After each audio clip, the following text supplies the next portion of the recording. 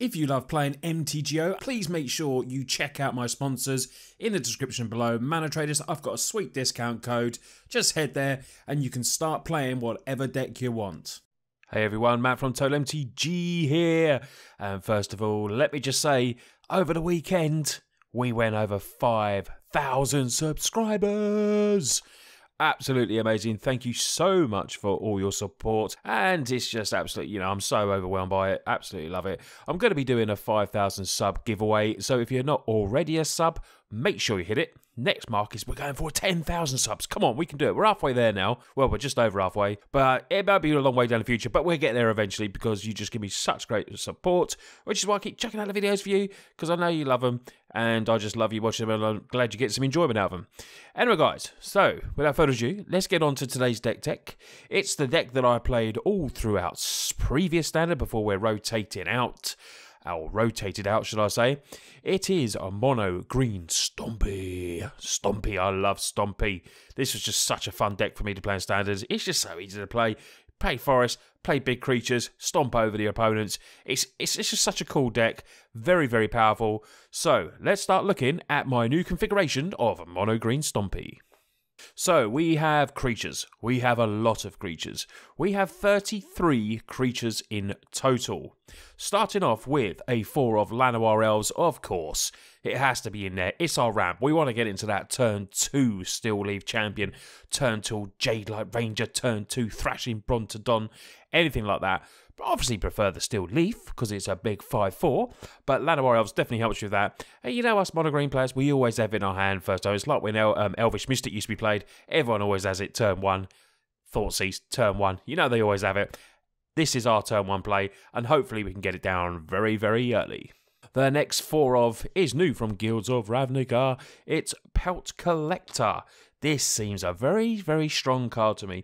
It's a 1/1 for 1 when another creature you control enters the battlefield or dies. If that creature's power is greater than the Pelt Collector, put a 1/1 counter on it. Really, really cool, strong effect. And obviously we've got creatures that are just going to do this multiple times on the Pelt Collector. As long as Pelt Collector has 3 or more +1 counters in it, it has trample. So it's just going to get bigger and bigger, get out of hand. We've got creatures that go all the way up to a 12/12. So Pelt Collector could be anything. It could be a 3/3, 4/4, 5/5, 6. It's just going to be really, really cool. If it stays on the battlefield, of course. But Pelt Collector is a great additional 1-drop for us. We then have a 4 Merfolk Branchwalker, the 2/1 that lets you explore. 2/1 for 2, can potentially be a 3/2, if not you're going to get a land. In there as a 4 and helps you go through your deck a little bit, which is what you need when you're playing a monocolour like green. Jadelight Ranger does that as well. I've been seeing, a few decks that have not been running this, but I do like Jadelight Ranger. It explores twice. I like going through my deck when I'm playing with the mono Green Stompy. This can obviously be a 4/3 or a 2. It might stay as a 2/1, but you might get card draw. Very, very nice Jadelight Ranger in there as a 3 of. So one of the best turn 2 plays still in standard will be a turn 2 Steel Leaf Champion if we get our Elvish Mystic down. This 5/4 for 3 triple green, even just if we don't get it turn 2 and get it turn 3, it's super, super powerful. Can't be blocked with creatures power 2 or less. It's an absolute beater of a stompy creature. Imagine if they gave that trample as well, how good it would be. Probably a bit OP, but Steel Leaf Champion as it is an absolute classy card for us. A 3 of Thrashing Brontodon is in the main, just because the stats in it. It's a 3/4 for 3, and has the ability of sacrificing it to destroy target artifact or enchantment. So that's a nice little sweet ability there in case we want to get something that, we might want to feel like we can't deal with. This Thrashing Brontodon can come down, kill an artifact, kill an enchantment, maybe a Search for Escanta, something along those lines, or maybe something, something different. But Thrashing Brontodon, very versatile, and has a great body as well, being a 3/4. And of course, this can obviously trigger a Pelt Collector, because it's going to be a little bit bigger, hopefully.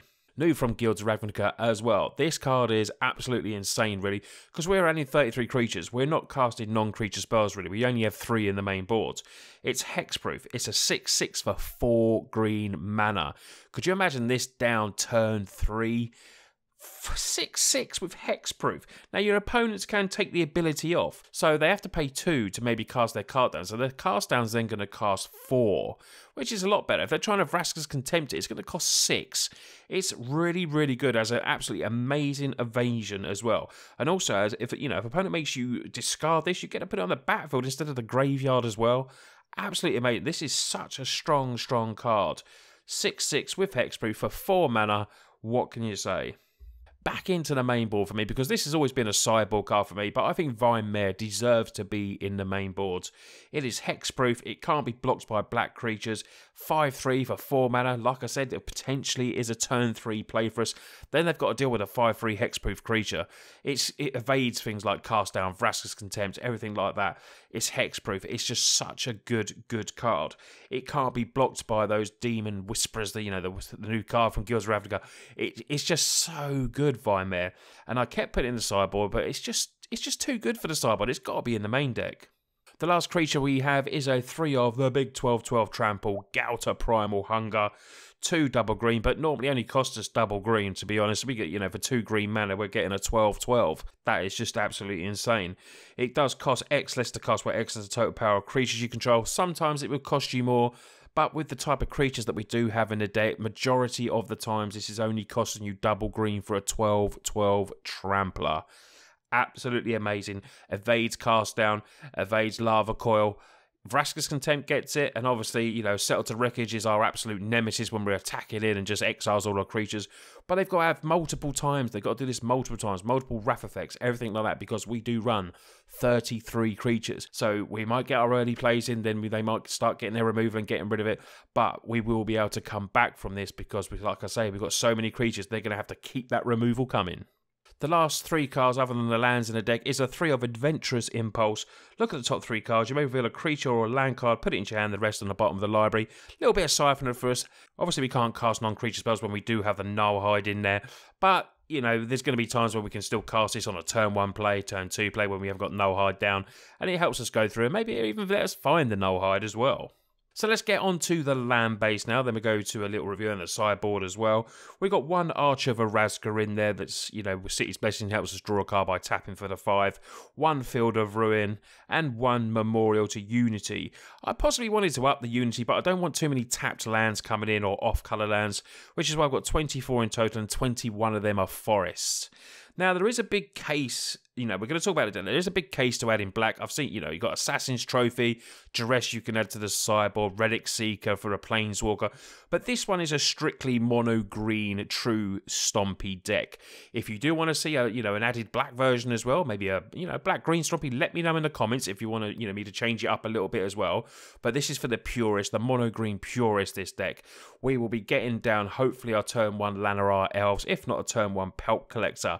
And we're just going to aggro our opponents out. We've got creatures that are coming down that are so big on turn 3, 4, 5. We're just going to trample over, stomp the opponent. It's a nice deck to play, especially if you're getting new into the game as well. It's pretty easy. Turn 1 Forest, Elf, Branchwalker, Jailer. It's just so easy to play. When you're playing against really good opponents, you obviously got a tactical which ones you've got to come down and playing other stuff around what they do. But it's a fun deck. Stompy Green is just such a fun deck. So let's get on to the sideboard now. We've got a few extra creatures in there. So we've got 3 of Kral Harpooner from Guilds of Ravnica. This has reach, so it's going to help us against flyers. Has undergrowth. When the Harpooner enters the battlefield, choose up to 1 target creature with flying you don't control. So this is when your opponents are playing flyers. We put it in there, we target that.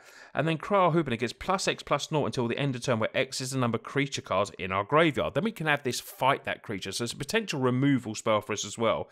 It may survive, it may not survive. But at the end of the day, if it deals with like a big Whisper or something like that, we're not going to complain about that. To attack the graveyards, one of the best cards for me is Deathgord Scavenger. We've got it in there as a 4 of, because it can gain you life, it can get bigger. It's just very, very versatile, Deathgord Scavenger. It can come in against multiple different decks to play against as well. More hexproof in 2 of Carnage Tyrant in there. Big 7/6, can't be countered. Great against control decks. And just great anyway. You could honestly run this in the main if you wanted as well. But it's nice to come in from the sideboard. With Vine Mare, Nullhide, and Carnage Tyrant, we've got lots of evasion and lots of hexproof creature. We've got some strong cards in Mono Green Stompy.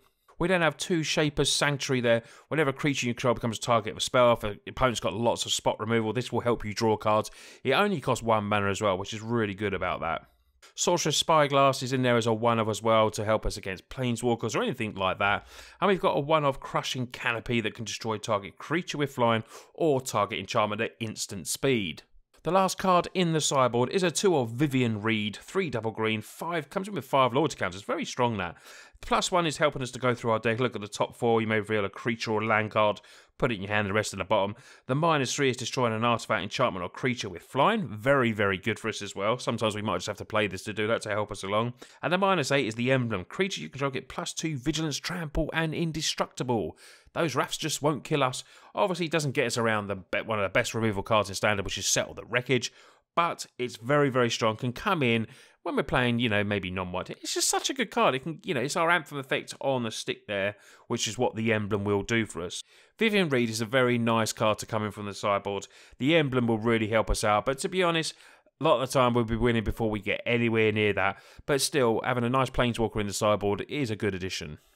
So guys, that is Monday's deck tech. I hope you like it. If you didn't see Saturday's video, because I don't normally put a video out on Saturday, so some of you may have missed it if YouTube didn't give you the notifications.